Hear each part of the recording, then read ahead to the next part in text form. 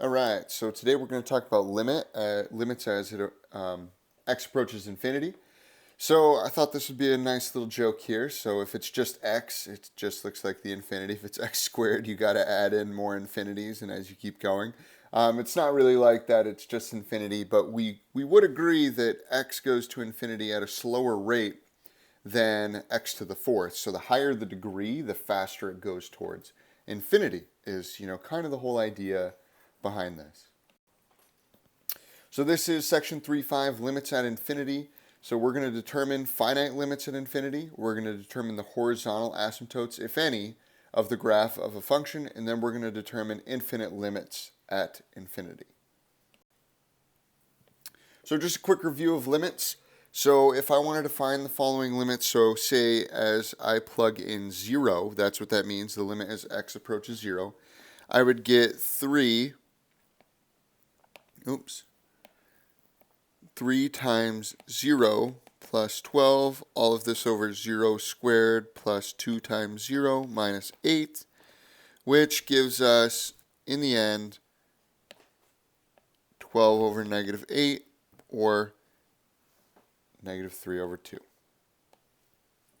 Okay, so that's what the limit approaches right there.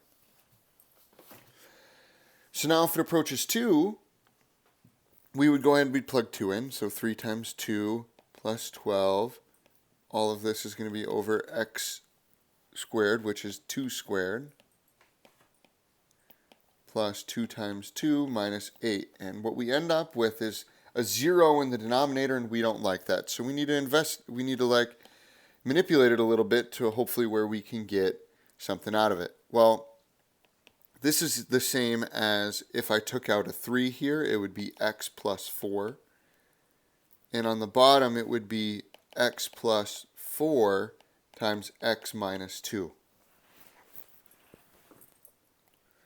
So those x plus 4's go ahead and cancel out, and it's the same as 3 is x minus 2.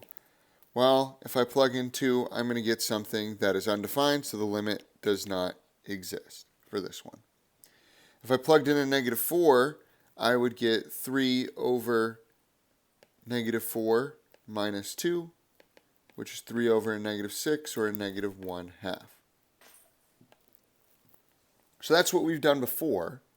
So now when I look at these two limits here, as it approaches infinity, if we look at the top, it's 3x plus 12, so that's definitely going to infinity. And on the bottom, it's x squared plus 2x minus 8, and that is also going to infinity.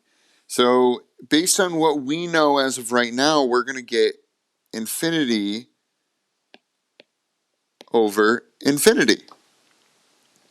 And if we did negative infinity here, we would get negative infinity over infinity based on what we've done already. But what we're going to focus on today is focusing on how to make that, because this limit actually approaches 0, and this one also approaches 0.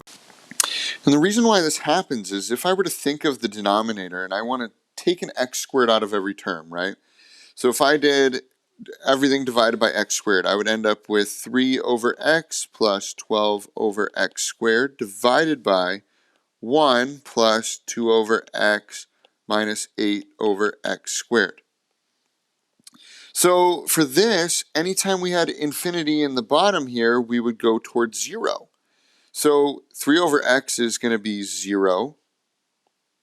12 over x squared is going to be 0. 2 over x is 0, and then this is 0. Well, 0 over 1 is just going to be 0. So we always want to think about it like that. The same is going to happen when we do negative infinity over infinity. So it's just what we're working towards today.